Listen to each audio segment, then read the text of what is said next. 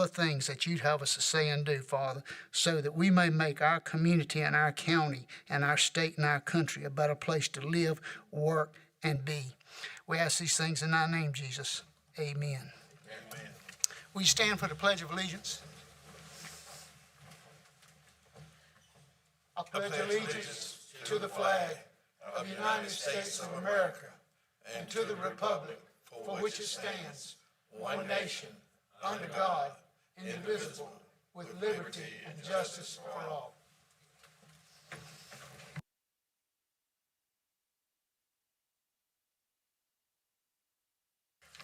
Okay, our first order of business here is we're going to pull item number 5, which is a proclamation.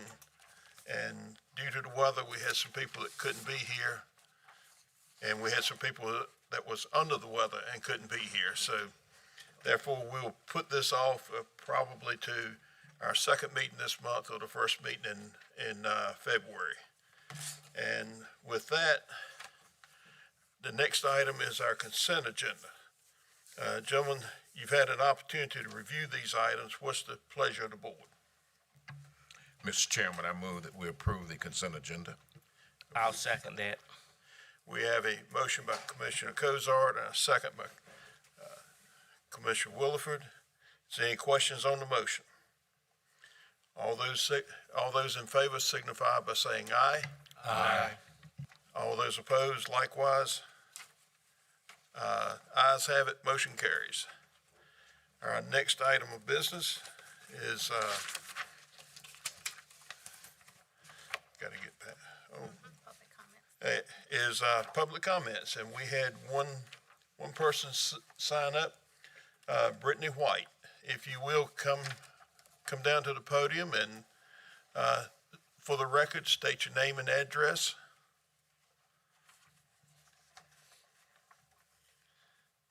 And if you will, hit the button to turn on the green light. There you go. Thank you. Okay. My name is Brittany White. I live on King Street, 205 King Street. So, good evening. We'll start there. Thank you for the opportunity to speak. I'm here on behalf of my foundation, the Parental Guardian Foundation. We are a local nonprofit dedicated to empowering families and individuals through support, resources, and advocacy. Our mission is to bridge gaps within the community by addressing critical needs such as housing, education, basic necessities, while also fostering long-term stability for those we serve. Today, I am proposing an initiative that aligns closely with our mission, hosting a Granville County Resource Fair. This event will serve as a one-stop hub to connect residents with essential resources and strengthen community ties. The resource fair would provide a clothing drive to supply individuals and families with essentials attire for work, school, and daily life, hot meals, to ensure that everyone has access to nutritious food, hygiene products to promote dignity and health, partnerships with social services, nonprofits, and local churches to offer resources such as housing assistance, mental health support, job opportunities, and more. This initiative is more than a single event. It's about building relationships, fostering hope, and reinforcing the message that Granville County is a community that takes care of its own. By partnering with local organizations, we can make this event impactful and sustainable, serving as a model for future efforts. We respectfully ask for your support in planning and executing this event, including assistance with funding, facilities, promotional outreach to ensure its success. Together, we can make the Resource Fair a reality, addressing the immediate needs of our residents while planting the seeds for a stronger and more connected community. Thank you for your time and consideration, and that's what I have for today. Thank you. Thank you so much. We appreciate you coming forward and bringing this information to us. Thank you. And now our next item of business is our sheriff matters, and if the sheriff will come forward, we have a request to receive approval to surplus 53 firearms that have exceeded their service life and exchange them for fair market consideration with Lawman's Police Supply. Good evening, First, giving honor to God and Happy New Year. We come before you today asking for the approval to surplus weapons that will clear our inventory of all outdated weapons that are assigned to the Sheriff's Office. As total, it's about 53 that we're surplusing for a fair market price, which should be in your package that we went through the proper processes to get this done. We did the 10-day advertisement to the local public. And the general statute that we followed is 168.271 that gives us authority to do this with your approval. Those weapons in the store credit will be from a state licensed contractor vendor, which we will then utilize to purchase weapons from them. And I think the total is about $11,733.93. Okay, does anybody have any questions for the sheriff? Just one, Sheriff, that will be a credit that you'll be able to use in repurchasing new firearms? Yes, sir. Okay. And that credit will stay there until you've used it up? Yes, sir. Okay. And they also did us a favor to allow our staff who used to use those weapons to be the first come to buy those back. At the same price, fair market price that they've given us, they will sell those back to our staff in the same way. Any questions by any other board members? Any questions from the county attorney? Okay, good. Then we'll ask for a motion on this. I'll move that to make the motion that we approve the sheriff's proposal to sell the guns back to this company for credit. I second. We have a motion by Commissioner Williford, seconded by Commissioner Griffin. I'm sorry, Mark. I'll get there one of these days. And any questions on the motion? Well, if not, we'll go to the vote. All those who in favor signify by saying aye. Aye. Any opposed, like sign? No opposition. Motion carries. Thank you so much. Thank you, Mr. Chair. Thank you, Board. Thank you. And our next item is planning matters by Barry Baker, our planning director. If you will come forward.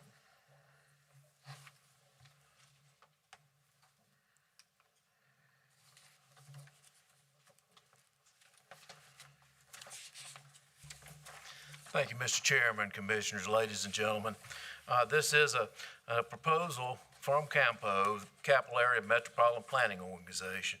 They have asked us to approve an agreement between them and the county that will facilitate the land use component of the Granville County requested Northwest Area Transportation Study. The land use component will take part in Granville County. Some background: Granville County requested that CAMPO conduct a land use and transportation study in our area of CAMPO. The study will lay out a long-term vision of development patterns within the framework of water resources and land management considerations, and for a multimodal transportation network. The transportation component will also include NC 98 area of Wake County and the NC 56 to US 1 area of Franklin County. The study area will actually go to 158 here in Oxford and areas south. We're very excited about that. Granville has budgeted $40,000 in the current FY budget to pay for the land use component of the study that will be applicable to Granville. CAMPO is budgeted up to $250,000 for the study. A consultant has already been chosen. They are working on an agreement between CAMPO and that consultant. It was I was part of a scoring team, and the organization that won that was the highest scoring amongst all of us. It was not just a consensus, but unanimous. And so I'm before you tonight to answer any questions, and hope that you will approve this agreement. Thank you, Mr. Baker. Any questions? No, it's just, Mr. Chairman, Just to reiterate, the study will also evaluate water supply, watershed capacity, and other environmental regulatory considerations related to residential development and the safety and mobility in the transportation network, including planned and existing roads, transit service, bicycle, pedestrian facilities. So it's very comprehensive and is touching on across a number of things. Also will impact, give us a good roadmap for future economic development and so forth. So it is one that we heavily supported. In the CAMPO on the executive board, Mr. Baker and his crew, I've already began working with them, and I wholeheartedly support it as a member of that board. Thank you. Any other questions? If there are no other questions, we'll entertain a motion. I make a motion, we approve. We have a motion to approve. Second motion, Mr. Chairman. Okay, we have a motion from Commissioner May, a second from Commissioner Cosar. Any questions on the motion? Hearing no questions, we'll go to the vote. All those in favor signify by saying aye. Aye. All those opposed, likewise. Ayes have it. Motion carries. Thank you. Thank you, Commissioners. Thank you,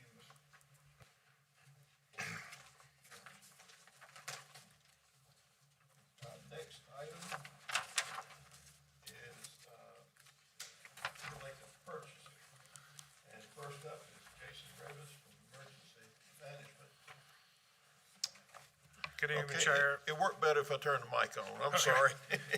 Yes.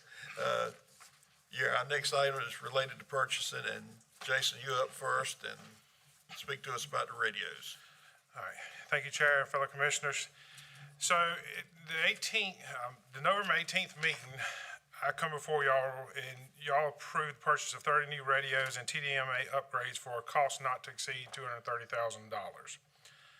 Subsequent to that approval, within days afterwards, I received a call from Motorola indicating that 58 of the radios they quoted were actually not capable of being upgraded. They already had gone end of life and they would not provide the TDMA upgrade. So that being said, we are coming tonight asking for these 58 radios will need to be replaced. So as a savings from the November 18th meeting, we're going to save approximately $35,724. However, the replacement cost of these 58 radios will be $325,944.22. This is all be purchasing Motorola APX 6000 portable radios. This is all using state contract pricing 725G. Funding, Jennifer and Karina will be talking about how it's going to be funded in a few minutes, but approximately $230,000 have been previously funded, like I said. Another $286,000 is needed for this purchase. The following two agenda items after this is what they'll be talking about as far as the funding from the ARPA project, as well as $222,000 coming from that, and general fund $63,000. So myself, Sheriff Fountain, as well as the county manager, recommend the purchase of these radios. The quote is attached, and I'm here if you have any questions. Okay, thank you. And now we'll hear from our finance director. Did you have some comments on this?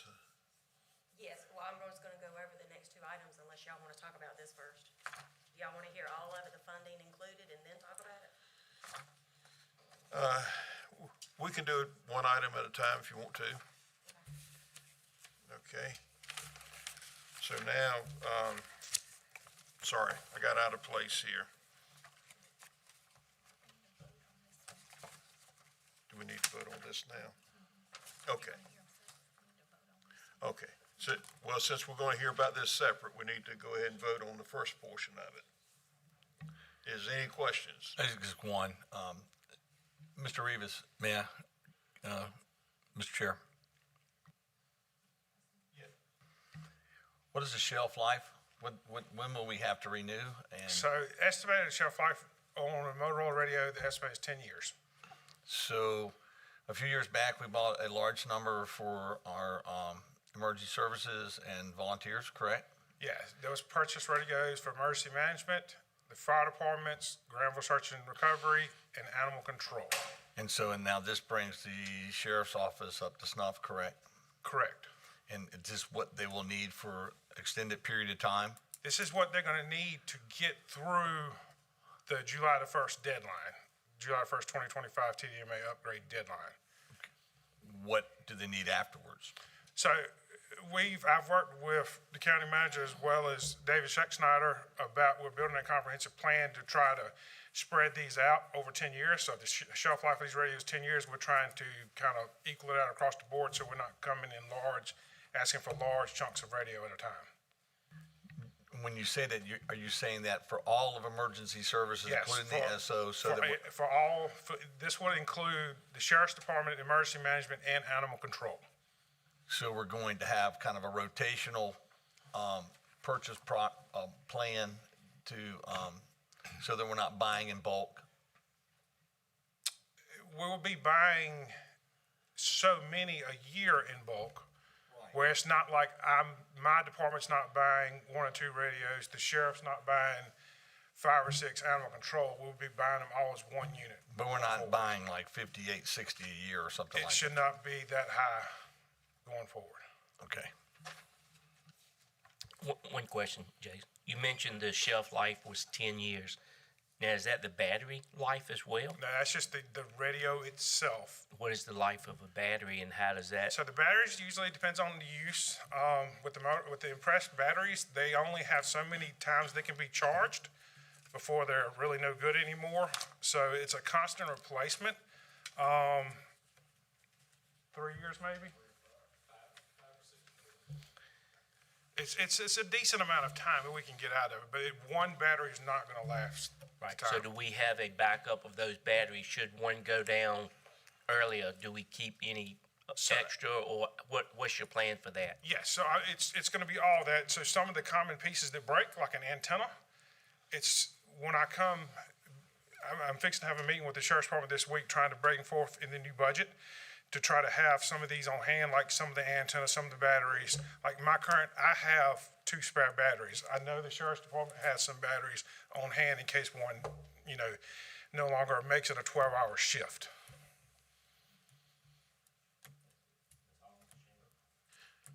Any more questions? Mr. Chair? What is the process, County Manager? So it's about $6,600 for a radio, somewhere along that lines. So what is the process for accountability on the radios? So we're supposed to do a yearly accountability for the highway patrol, and that's what we've been doing, and we're getting a better control on people getting that information in. I know I spoke with Mark earlier. He said the sheriff's department has got a new accountability system, quartermaster system that actually tracks their equipment better than what's been done in the past. So we're going to know on a yearly basis whether or not we have accounted for radios, and when an employee leaves service or so forth, then that will be part of the process. And so we're not going to show up all of a sudden and go like, what happened to X number of radios? Yeah, I mean, that'll still be like, for the sheriff's department's radios, that will still their radios will still fall under their responsibility of tracking. I track, just like I track mine, and Matt tracks his with Animal Services. So I guess, County Manager, what's the process to make sure ultimately, because this is a lot, I mean, when you consider what we just made a few years ago and now this is a considerable amount of funding, what guidelines do you propose to put in place to make sure that we have accountability on a yearly basis to report back to the board? This is because, quite frankly, it's a large asset.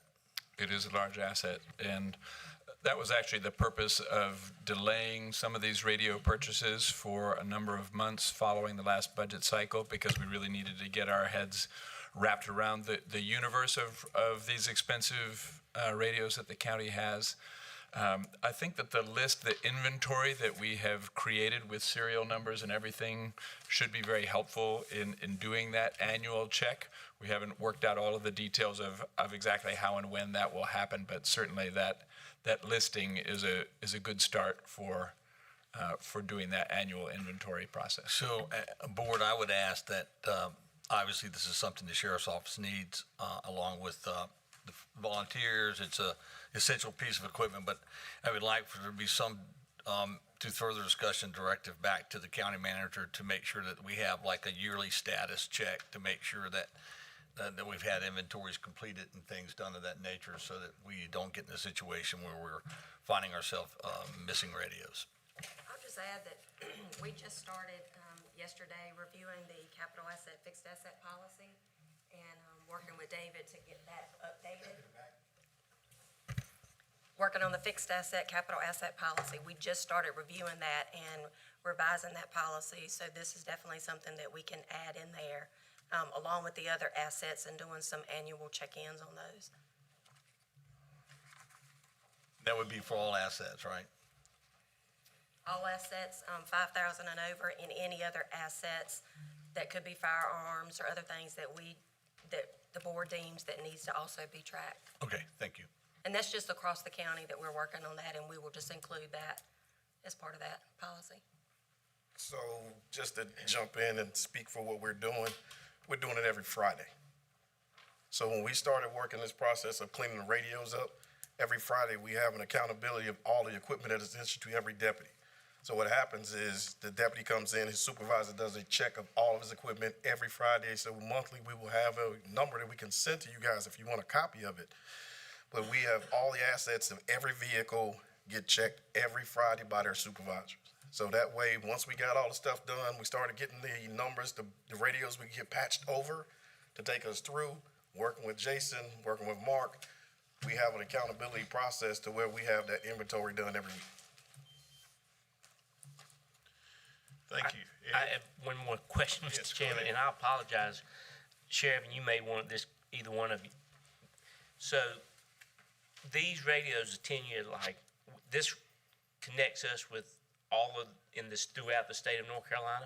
So it connects us just with the other counties that are on the Viper network. Okay, so does that ever have to be, does Viper come out and say, these are no longer good, we have to upgrade? You see what I'm So saying? that's basically what's happening now. Correct, but for 10 years, I mean, cell phones go out every year.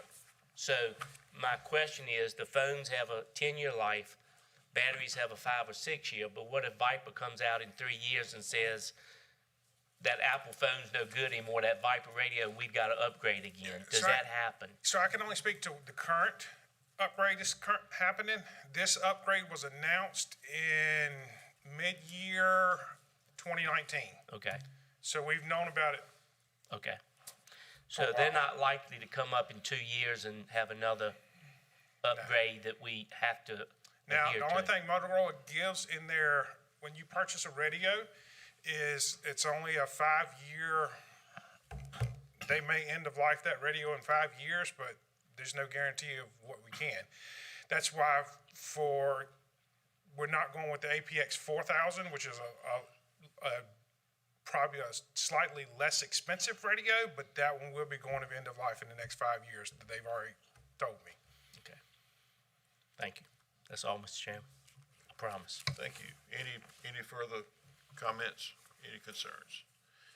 Well, then we'll call for a motion to approve the purchase of the radios. As you can see in items 10 and 11, we're going to figure out how to pay for them. Do I hear a motion to approve purchasing? Mr. Chairman, motion to approve the purchase of the radios. Okay. We have a motion by Commissioner Cozart. Do I hear a second? I'll second. Second by Commissioner Williford. Any questions on the motion? Hearing none, we'll go to the vote. All those in favor signify by saying aye. Aye. All those opposed, likewise. Ayes have it, motion carries. Thank you. And now, our next item of business is our item 10, American Rescue Plan, ARPA, the Project Ordinance Amendment Number 8 for fiscal year 24-25. So, good evening. this is how we're gonna pay for those radios that you just approved. So the ARPA plan, which gave Granville County a little over $11 million over the last couple of years, that we have used earns interest, and that interest is not required to be used on specific ARPA things. It can be used for other things, and it can be put in the general fund to pay for radios, or it doesn't have the same stipulations as the other ARPA funds does. So in November, you approved the $229,000 of the interest that has currently been earned to be used to purchase radios. And with the new quote, we need an additional about $280,000. So $222,000 of that is going to be coming from that interest earned. The total interest earned to date is $452,000, and we are allocating all of that interest earned to the sheriff's office to purchase radios. So that is the first project ordinance, number 8, that is approving that the $222,000 of interest earned can be used and transferred to the general fund to be used by the sheriff's office to purchase radios. And there will leave about $1.3 million in there that will continue to earn interest. That's for the broadband project. So we will still have a little bit of interest being earned on that each month. Okay, thank you. Any questions? Hearing no questions, the recommendation is to approve project ordinance amendment number 8 for fiscal year 24-25. Do I hear a motion from anyone? Move to approve, Mr. Chairman. We have a motion by Commissioner Jay. Do I hear a second? I'll second. We have a second by Commissioner Griffin. Thank you. And is there any questions on the motion? If not, we'll go to the vote. All those in favor signify by saying aye. Aye. All those opposed likewise. Ayes have it. Motion carries. Thank you. And now our next item is budget amendment number 10 for fiscal year 24-25. Cut your mic on. Sorry. So this budget amendment is going to be receiving that $222,000 transfer. So our overall general fund budget's going to increase by $286,011.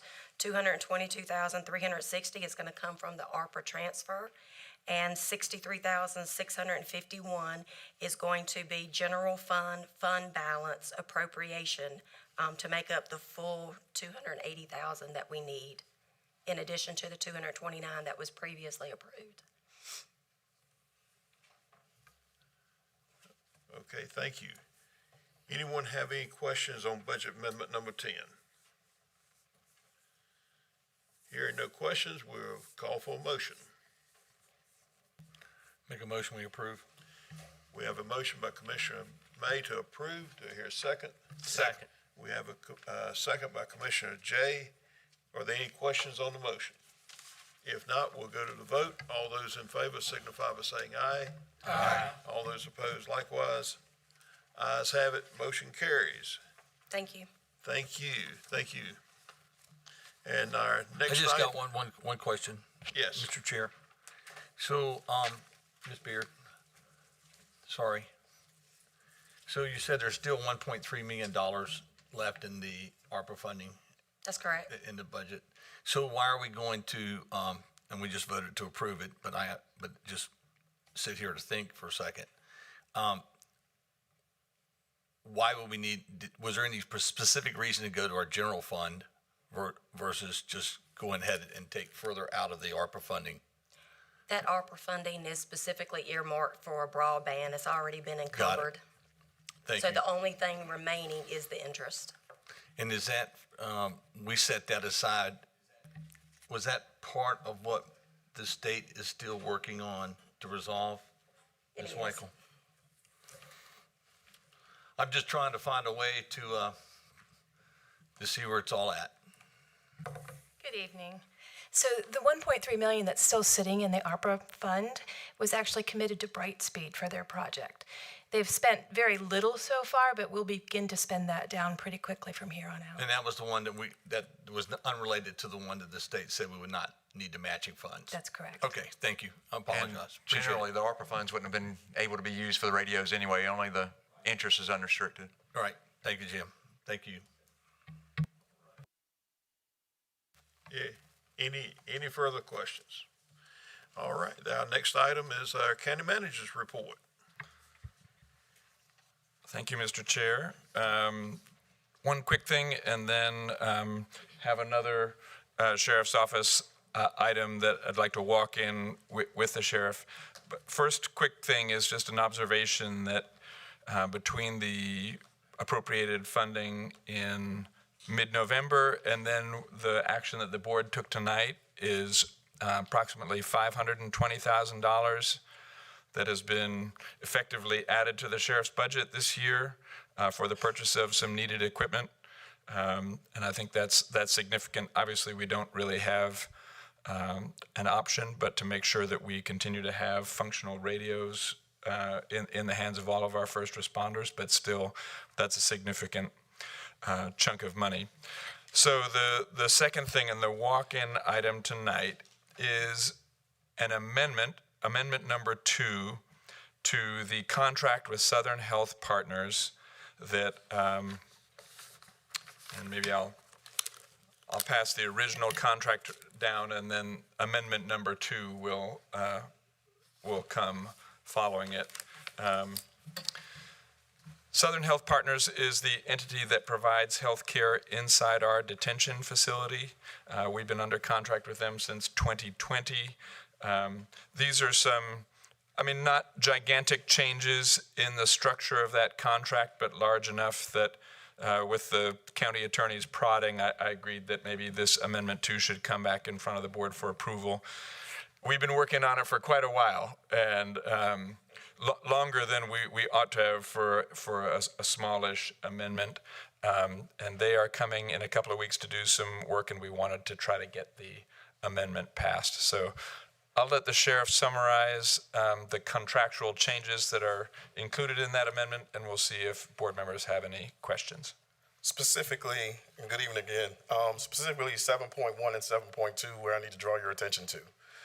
With us starting to work with customs and immigrations, and with the passing of HB 10, which is requiring us to work with and hold more inmates that may be an immigration hold, our numbers are starting to creep a little bit.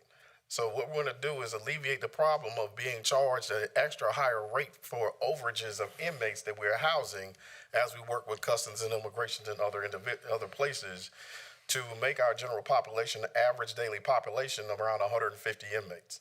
Because we're starting to raise the age occurred to where now we're looking at juveniles being housed outside of our county that costs us money, but they're still added to our daily count at our jail. So inmates at our jail that are physically there, we usually stay around 112. I think the last time I checked, we stay between 112, 105. But that's just there. Then we have inmates housed at other locations. So then we have juveniles housed at other locations, because we cannot house juveniles at our facility.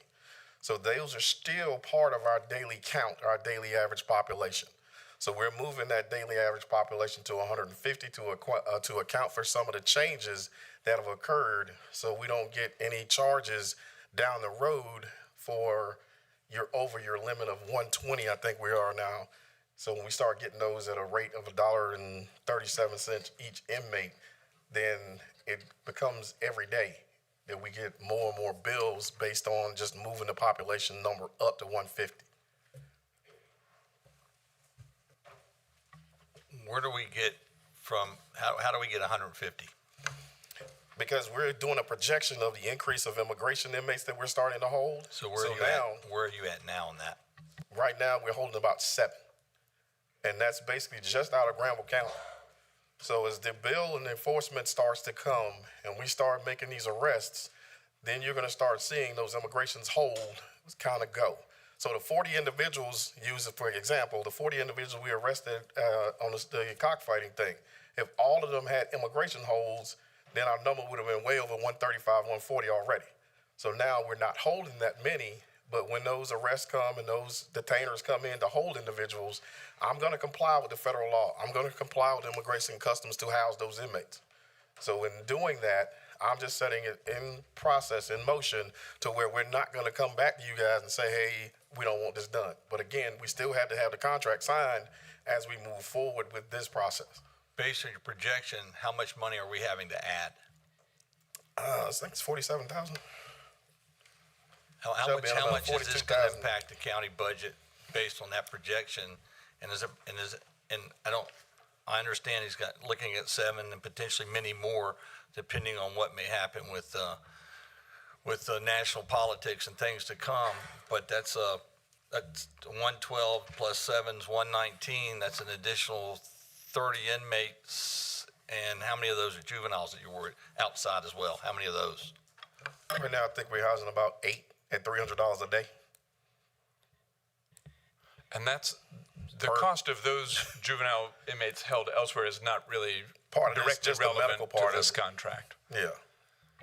My concern is that we're putting money into the budget. Are we adding money into the budget from what the sheriff has previously reported between 105 or near 100, 105 now, 112 now, potentially 120 now to 150? So is that money going there, or I'm not comfortable adding. I need to know what kind of figures there are, and I need to know how much money we're adding to that budget to derive those kind of numbers, because it seems to me like that's going to be a pretty good amount of money. Now, I could be wrong, but. We're not adding funds tonight, right? Part of the complexity of this is that the cost structure is changing, but the ultimate cost depends on how many, right, your average daily population for every month for the rest of the year. And so that gets to be sort of a guesstimation game, and it'll be what it'll be. We are teeing up with Mr. Bayless and the sheriff a conversation about just wherever policies, local policies, may have some impact on how many of which kinds of inmates are being held in-house or being sent out. We may need some strategies to reduce cost. In the meantime, though, we don't have a lot of leverage. Southern Health Partners is our jail health provider, and we've been working on this contract amendment, which again is a smallish change in the cost structure that they charge. So, the ultimate change in the cost to us over the course of a year would have a lot more to do with how many people were in the jail than what they were charging us per inmate per day. You got to explain the difference. $120,000 a year, though. Excuse me. 7.2, what was in the previous contract? How many exceeds what number? It says 150. What was the number prior to that? I think it was around 100. $120,000 a year difference. Is this the original one? No, that's the amended one. And so the issue is we've got some population. Board, I'm on page 3 of the amendment 2. You see what I mean? Not totally. Yeah, amendment 2. Maybe I'm on the wrong page. So, Mr. Chairman, I will try to move us towards getting the answer to that question. If you look at section 7.1 of the amendment and 7.1 of the first amendment, so what we're talking about tonight, as I recall, is the amendment number 2 to the contract. And if you flip over the thicker document you have the first amendment at the back. And so 7.1 of that talks about monthly payments of $32,333.60 per month, and versus the new contract is $42,376.19 a month. So that comes out to be about $120,000 a year difference. And I don't know the answer to this. I'm going to have to let the sheriff and the county manager explain it. But my understanding is the reason that we're doing this is because we're operating at some level above the base compensation amount currently. So the base compensation amount, as I understand it, is based on an inmate population of roughly 100, I think it's 100 inmates a day under the existing agreement. And that's in section 7.2 of both the documents. So it's a base population of 100 inmates per day in the current amendment. And in the new amendment, it'd be a base population of 150 inmates. So I'm assuming that we're currently operating above the base population of 100. so that it made sense to raise it, but I don't have the information on that and have to defer to them to further explain it. It makes sense that we're projecting for increases. I just want to make sure as we project the funding for the increases that they are truly targeted, and not, I'm hearing a lot of speculation, which maybe is some of it, but again, that carries with dollars, that the board did not budget for. And so I'd like to know the commitment that we're making from that regard, even though we know we have to do, these are things we can't control. I get that, but we need to know what we're looking at in regards to the increase of the budget, and are those funds going to be dedicated to this contract? In other words, if those funds are not used, will those funds be returned to the general fund? So I understand that you're agreeing, and correct me if I'm wrong, you're agreeing to an increase in the base of $120,000 a year in this contract. So I don't see any opportunity to have a reversion of that $120,000 a year. The only other What if option it's not is, spent? I can't tell you what you're currently spending. So in other words, right now, you've got a base set on 100 inmates per day. And if you go over that, there's a certain rate of $1, I think it's $1.33 per inmate per day above that base. No, that's an amendment, I'm sorry. And in the new one, if you go over 150, you have an increase of $1.37 per inmate. So the answer to your question is somewhere about how many inmates we're currently housing above that base to see whether we actually have an actual increase in spending. And I don't have the answer to that question. And what are you projecting, Sheriff, in that regards? I hear you got 7 now, and then juveniles about 8, so about 15 more than your 112. yes, sir. So you're talking about 127. So that's are you? That's still 2,300 of what we're looking at. Right. So, and the thing we're trying to do is see if we can offset some of that cost when we continue to house federal inmates. We scrub the bills on the federal inmates through the scrub process with them. Initially, Federal they get as counted. in immigration inmates. Well, no, we house federal inmates too. So Right. they're counted in our ADP, but that gets scrubbed down, and the feds pay us back for those bills. So, but it's still, Southern Health Partners is going to charge us for those inmates, but the feds are going to reimburse us back. That's why we're trying to house more federal inmates. Even on the detainees from the Immigration and Customs, we don't have anything from them, from the feds, because HB 10 and those things are our inmates until they work out a process to reimburse us for housing federal inmates under HB 10 and under Customs and Immigration. The only contracts I have now is with the U.S. Marshal Services and Bureau of Prisons for inmates that are already adjudicated. So as we work through this process, we're still going to get charged more money for anything over that $100, the 100 inmates every day. So if we're looking at 123, we're talking about moving up to 150, which is 23. That'll give us some wiggle room to see where we are. We may have to come back. So if we get up to 150, I'm gonna still have to come back to you because we're gonna be, hey, we're up to 150, we're 170. Our capacity grows. I think right now our capacity for But holding. what's growing your, Sheriff, excuse me, sir, apologize. What do you anticipate growing your capacity from 100 and minus the juveniles that are out that we're having to pay from 100 to 112 to 150? What are you anticipating occurring? Crime. So somebody goes pre-trial. So if an inmate somebody gets locked up that's already on bond right now, right? So that person gets arrested. That person has no bond. So they're going to sit in our jail. So that's going to continue to drive your numbers up. Is our crime at the point that we're driving our numbers up 50, 43? You're talking 23. If we look at what we have now, you're talking about a 23 that's going to go up. So anything that we do, anybody that misses court, and we just put out, we have 200 pages of warrants that backdated before I got there. So even started that, we started the most wanted process this weekend. So in less than 2 hours, people started giving us tips through the hotline, the tip line through Crime Stoppers. And we've got 3 people. One we arrested about an hour after we presented that to the community. Now we have another group that's going to go out tomorrow. We're planning to arrest 4 tomorrow that we targeted today. So if we continue to clear back warrants, that number is going to continue to drive because they've already been to court. They have failures to appear. So they're going to be pretrial inmates that we're going to house, which is going to, again, drive your numbers up.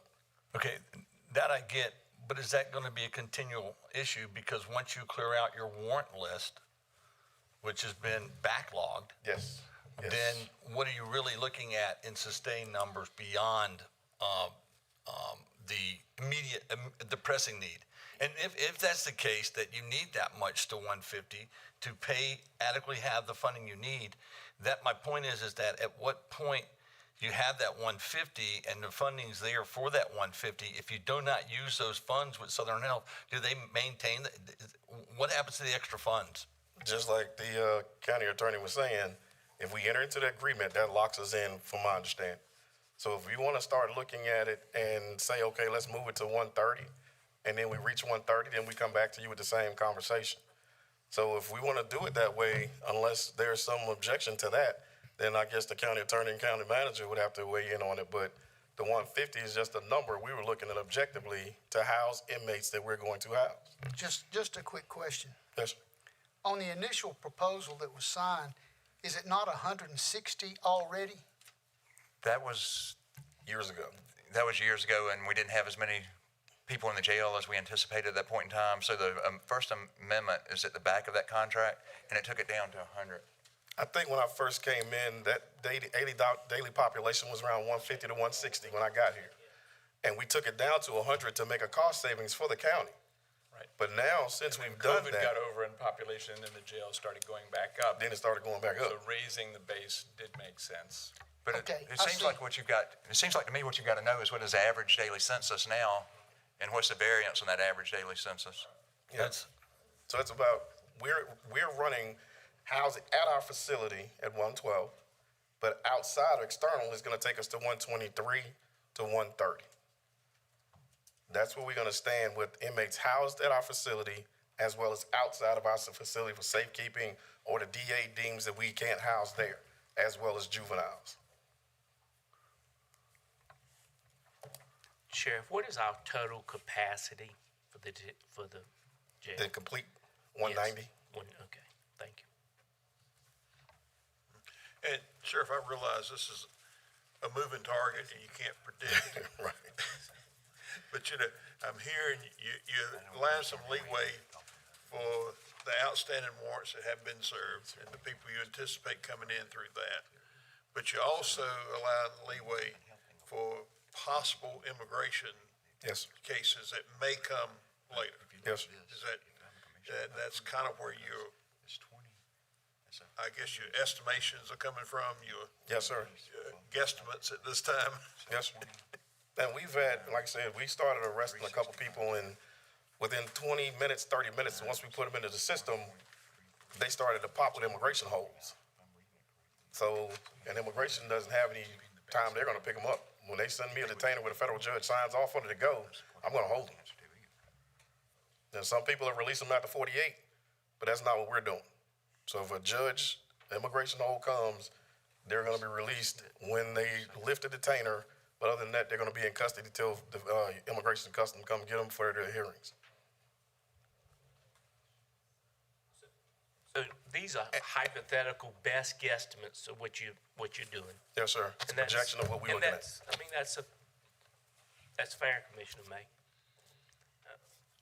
He's taking I don't know how we got from 100 to 150. I'm just, I understand. I don't know how we, and I get it that there was backlogs evidently of warrants or whatever, but we've jumped a population by 50. What was our average last year, Sheriff? About 112, 115. So it's the same. Yep. So has it been an increase in crime, or just been more proactive work going on? More proactive work. And then again, raised age happened. And then you started looking at the pretrial laws changed. And then you started looking at HB 10 was just passed last year in November, December, which requires the Granville County Sheriff's Office to work with the Immigration and Customs. So all of those things have happened. So it was not like we thought it was not going to happen. Now, If y'all want the feds to come in here and have a conversation with y'all while we ain't holding inmates, now that's on y'all. But I'm not gonna have that problem. I'm not gonna have it. So how long is this contract good for? I think this is a 1 year. So if we don't target the numbers correctly, we can adapt to and have a better call on the numbers at a later date. Am I correct? You would have a year. Again, what you need to understand, I think, at least from a legal standpoint, I don't understand the business part of it. From a legal standpoint, you're raising the base compensation by $120,000 a year, or $10,000 a month. So the current amendment is for an average inmate population of 100 inmates. And if you go above that, my understanding is it's $1.33 per inmate per day. And then the new contract adds to that base rate so that you're up to 150. I understand the need to provide for a larger inmate population, make sure Southern Health is willing to cover that larger inmate population.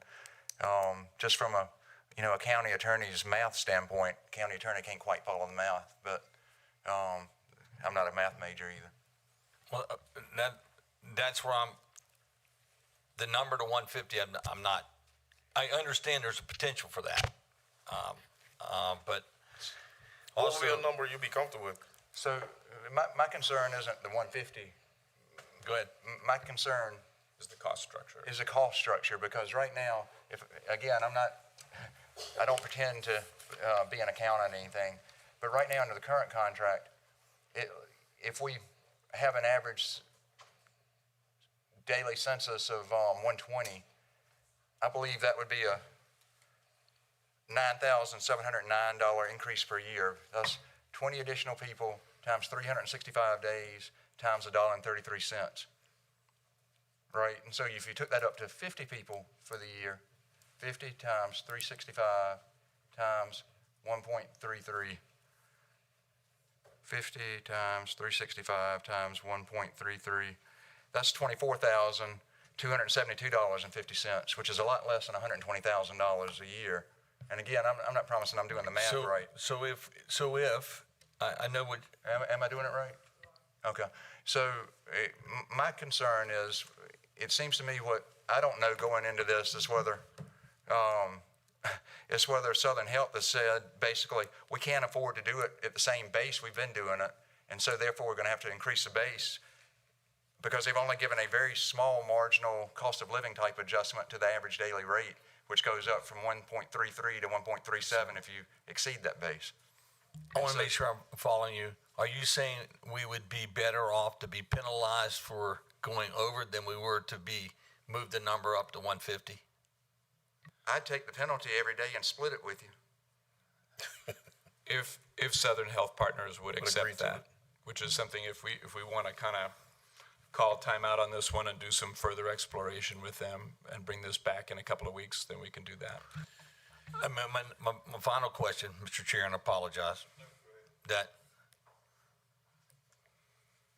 this was going to had come from the fund balance. This is not budgeted, correct?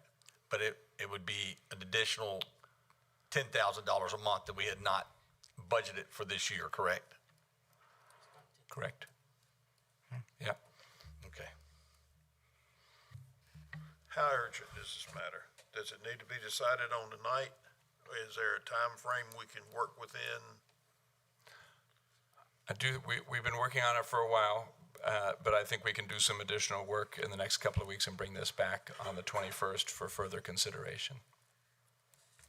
Sheriff, you're aware of any penalties that come to the county if we don't bring back that agreement in the next 2 weeks? It's just the ADP is gonna just be the averages us coming. And then we're looking at this MAP program, the Medical Assistant Treatment Program starting as well. That's we're part of. But we need to have something before we can do anything with that whole process. We have to have a medical contract, which we don't have.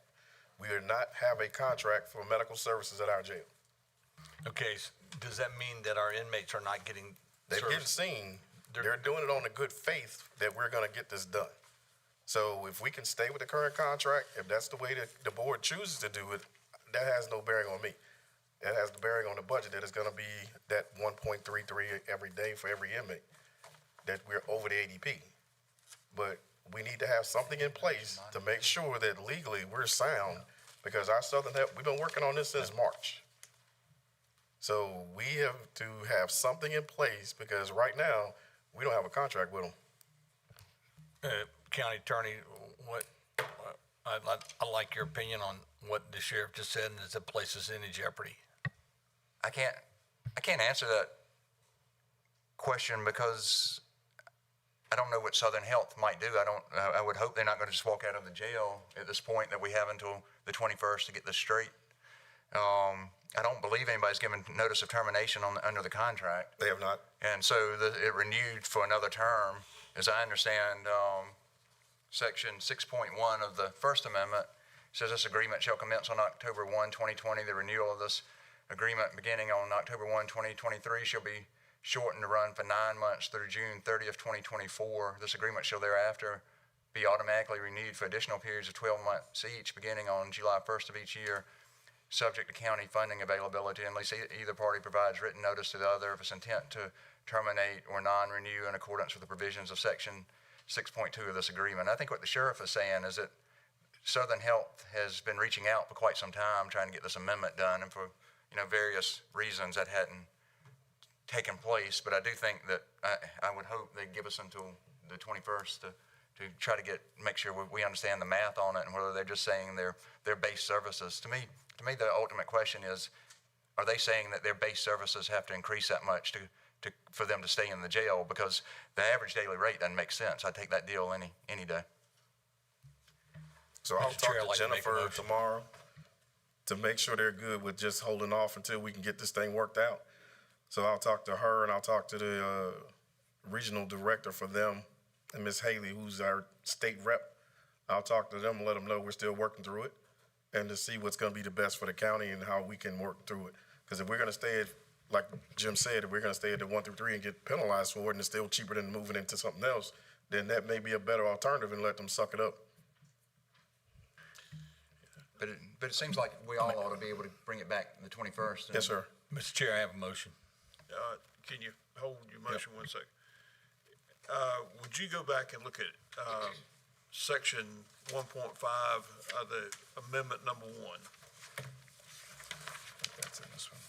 Because it reads, for the shortened contract period of 9 months effective October 1st, 2023 through June 30th, 2024, the cost pool limit shall be prorated at $56,250. Is that terminated automatically after June 30th of last year, or? That was just for that 9 month period. We had an amendment to this contract last year, or in 2023 as well. And that was just for that. Where is that amendment at? That is that amendment that you've got. That amendment number 1 is that amendment. Okay. It just, the version that you have there doesn't have the signature on it, but that is the amendment. And so that section 1.5 is just talking about how, as I understand it, that period was addressed from October 1, 2023 through June 30th, 2024. It doesn't have any bearing on the renewal of the contract, as I understand it, after June 30th, 2024. So does that figure in 1.5, does that automatically go away, or did it automatically go away at the end of June and you revert back to the original contract? Well, I'll have to go back and look and see what the cost pool they're referring to is, but whatever it is, it went away after June 30th, 2024, because this is only addressing the shortened contract period of 9 months, effective October 1, 2023 through June 30th, 2024. I think that cost pool is an annual amount for additional medical services that are needed beyond the kind of standard stuff that they provide every day. So that's in section 1.5 of the main contract? Of Amendment 1? No, what you're talking about is section 1.5 is hereby amended by inserting a 4th paragraph as follows. You have to go back and look at the original contract now. Okay. Limitations on cost pool. Okay, so that reverts back to the original contract after June of last year. Is Right, that and it has to correct? do with emergency kits and restocking of emergency kit supplies and that type of thing.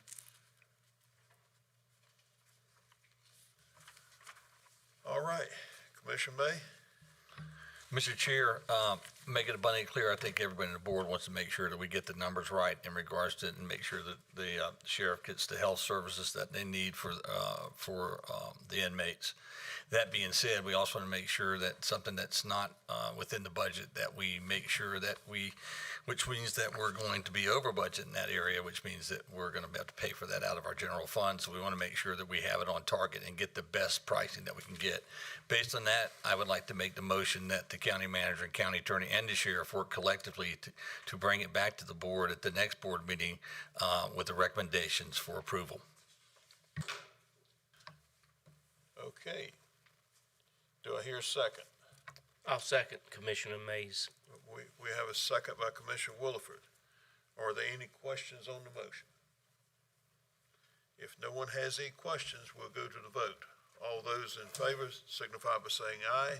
Aye. All those opposed, likewise.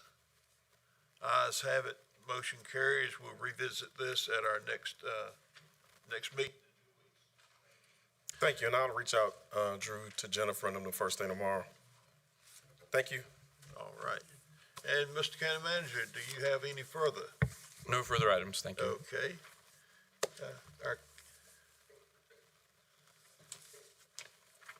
Our county attorney, do you have anything for us? I don't have anything, thank you. All right, then we'll go to our board member for comments, reports, or any kind of announcements you want to make, and we're going to start with Commissioner Rob Williford. We unfortunately had a fire in our neighborhood a couple weeks ago, and it was responded to by Antioch, Granville Rural, and Watkins Fire in Vance County. And I just want to thank the first responders, the firemen. They got there, were able to save the majority of the house. Part of it did burn. It was involved when they got there, but they did a great job in getting there right around during the holidays. So thanks to our firemen from those firehouses. That's all I have tonight, Mr. Chairman. Thank you. A fire is terrible anytime, especially terrible during a holiday season. Commissioner Griffin. Thank you. Just a couple of things. Just want to say I hope everybody had a wonderful Thanksgiving and Happy New Year so far. And I just want to reach out to a couple of people. Since I've been elected to this board, I just want to thank everybody for the way they've embraced me and have tried to teach me the ropes. I know most of y'all don't know, but Mr. Cummings has put together a wonderful program where I went through several days of training. He came up with this program and he brought all the department heads in. I got to meet them, got to understand their budget, got to understand what they do. And I just want to say I really appreciate that program. It was really good, and I hope that that's something that we continue to do in the future. If the board changes and we get somebody new, that will continue to go. And I just want to applaud you on that. And I just want to say thank you to all the department heads that participated and came in. I knew it wasn't something that you necessarily had time to do, but you made time for me, and I really appreciate it because I hope it will help me make decisions concerning your departments in the future.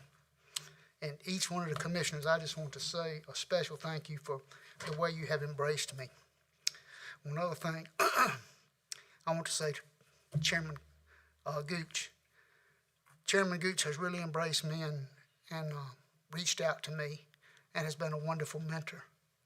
And I just want to thank him especially for being a mentor to me and for the friendship he has shown me.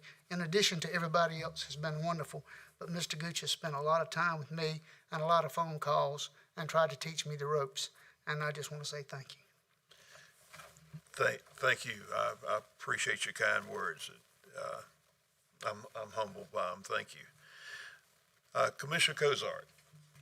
Thank you, Mr. Chairman, and Happy New Year to everyone. Ms. White, surely if I can be of any help in connecting you with some of the agencies who might help you pull off the event or events that you're speaking of, I think it would be a great thing for the community. And thank you for your interest. Just want to say that I do look forward to the Dr. King celebrations coming up January 20th. We have one at the Oxford Baptist Church, sponsored by our own Human Relations Commission. And then that afternoon at 4 o'clock, there will be one at the First Baptist Church. And I'm very honored to be able to share a message at that particular service. And I surely hope I do justice to honoring Dr. King at that time. And I also believe there's another breakfast down in Creedmoor that same day. So thank you to all of you. Hope everyone will have a new year filled with safety, with good health and prosperity. Thank you, Mr. Chairman. Thank you, Commissioner Cozart. Commissioner May. Thank you, Mr. Chairman. I'd like to, first of all, I'm glad everyone had a great New Year and holiday. That's Christmas. I try not to use the word holiday, to be honest with you. I like Christmas and I like New Year's. So, but I'm glad everyone's back okay and everyone's doing well. You know, the holidays, the Christmas period started with a tragedy. It's the loss of a Greensboro police officer. When we have the discussions about the sheriff's office, I'm going to make it abundantly clear to the sheriff and to anyone that may be listening. These discussions are about how we can best utilize county service, but it's also to support the men and women in the sheriff's office the best way possibly we can to make sure that they get what they need to do their job efficiently. They have an incredibly hard job in a world that is growing increasingly violent every day. And so one is my prayers to the Greensboro police officer's family. And then what we have been witnessing and observing in New Orleans and Las Vegas, there's really no words for it. Again, we live in a very unpredictable world with unpredictable things that occur. And so I'm thankful that we live in a great country like America, but with that comes a host of responsibilities and concerns that to be vigilant in behalf to protect our great republic. I have two things to bring to the board tonight that I've talked to, I think, most of you all about.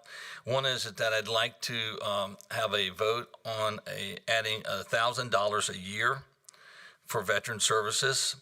Every year, our veterans, they're I think the only board we have that actually goes out and does fundraisers, and they actually raise funding to do a lot of special things for the veterans in our county. One thing they do is they do a dinner every year, countywide, and it's usually here.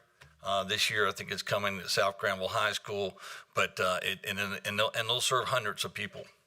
I would like to make a motion that the county provide them $1,000 this year for their committee's budget, and that we would, at a later date during budget season, would discuss about having that being renewable each year after further discussion. That's a motion I'd like to make, Mr. Chair. I second. All right. Well, we thank you for your motion, Commissioner May. Thank you for your second, Commissioner Griffin. Is there any discussion on the motion? If not, we'll go to the vote. Mr. Chairman Gooch, do we need pre-clearance from finance? That's a good question. Because is this money coming from a balance fund or? If the board is in favor of this, I'm sure we can find $1,000 to put towards this without doing a budget amendment. Okay. Yeah. So we have clearance. They can't write the check if they pre-clear it anyway, so. This is for their veterans breakfast. This is just Have event, just an Veterans event. Appreciation event every year. Appreciation event. Yes, and, okay. and this will be dedicated. This will be earmarked for that, for them to use for that. This will not be something they just throw in the coffers. Not because I attend every year. It is a great event, and to put it in. Okay. If there's no further questions on the motion, then we'll go to the vote. All those in favor signify by saying aye. Aye. All those opposed likewise. Ayes have it. Thank you, Motion Mr. Chair. carries. Thank you, One Commissioner May. one last item for me tonight is I have had conversations with the mayor of Oxford. As you know, during our last board meeting, we had a guest, a citizen, come in and discuss the fact that we needed a SRO stationed at one of the elementary schools in Oxford. I've had conversations with both our sheriff and I've had conversations with the superintendent. In fact, if I'm correct, and the sheriff, you're welcome to correct me, but even now, sometimes our deputies are having to be moved from other locations to come direct traffic at Cradle Elementary. And so my discussions with the mayor was that I really hope that they will consider following the lead provided by the Creedmoor City Council and Butner in regards to providing an additional SRO. I did tell the mayor that I was going to be discussing this, so I don't want anyone to think I'm trying to ambush the city of Oxford, but we know to place SROs at every schools with the ability to replace and retain officers is more and more difficult, that we need all our municipalities to bear in, particularly our chief municipalities. And so I'm hoping that through those discussions that will something occur, and I hope this board will work with their counterparts on the Oxford board, however they see fit, to make sure they understand that this board is serious about having an SRO at every school assigned, whether it's with our sheriff's office or with another municipality. And that is something that we know we'll take up again in budget season, but we really need that. So, and with that, thank you very much, Mr. Chair. Thank you, Commissioner May. Commissioner Karen. We just have one topic this evening, and appreciate the board's indulgence on this. I just want to make sure, as both a citizen of this county and as a representative of the people here, that we talk about things that are impacting us on a daily basis, even things that we didn't maybe know about, 5 years ago or even 3 years ago, and that's PFAS. We hear about a lot of it, going on right now. The EPA has just set their standards for what the acceptable PFAS limits are. We're learning every day that it's everywhere. It's in our clothes, in our furniture, in our food we eat, and in our drinking water. And yes, it's in Sigwasa's water. It's probably in the bottled water you buy at the store. And I know microplastics are another big thing that's important. The state is looking at legislatively requiring health departments to test for PFAS in private wells as well. It's working its way through the legislature now. Those tests range between $280 and $400. So when people go to get a new private well and they want to know why did it go from $400 to almost $900? That's one of the reasons. This is something that's, if you ask anybody that monitors any type of, my favorite thing to talk about is social media, is that I don't care about it, but I really, really do. My wife's a cancer survivor, thank God. I don't know where it came from. Lifestyle choices in Granville County are such. We've seen statements and studies after studies that too much tobacco, too much fat in our diets, too much of excessive sugar, and we come along with PFAS, and we don't know. Honestly, we tested in the Butner system at Lake Holt, and there were some weird anomalies in the lake. We don't know where it came from. There's stories about years gone by about chemical companies dumping as probably the culprit. I highly doubt it was the military, just because of when PFAS was invented and who used it and when. It's probably the school bus seat manufacturer that was in Butner at one point that was taking scraps out and burning them next to the lake. But who knows? Sigwasa is on target and has already started bench testing to see how and what type of remediation we can use to remove the PFAS from the public water supply. As far as wells goes, I'd be happy to know that the North Carolina Innovations Grant Program has had a successful grantee recipient from the University of North Carolina at Chapel Hill. That's a team dedicated to having home-based filter for tap water within your home. They're going through the process right now of trying to make it commercially viable. And hopefully, on the heels of the EPA's final rules, we'll have a product that we can put in our homes. And I would hope that people would take the personal responsibility to know if there was a product available that could take something harmful out of the water they drink, that they would take that personal responsibility and they would go ahead and take care of it and not sit on their heels and wait for the government to come and do it for them. So I'm watching this closely because, I'm very concerned about it. I don't know honestly 100% what is all in my well because, there's only so many tests you can do at this point. I think there's like 14. I'm sure you could pay for more. But scary stuff. What we eat, what we breathe, what we put on our clothes, what we rub on our bodies to keep from stinky.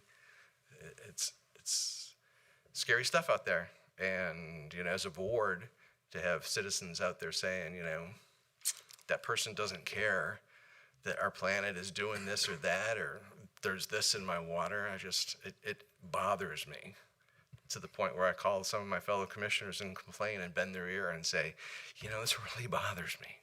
So I just want to tell the board, PFAS, be aware.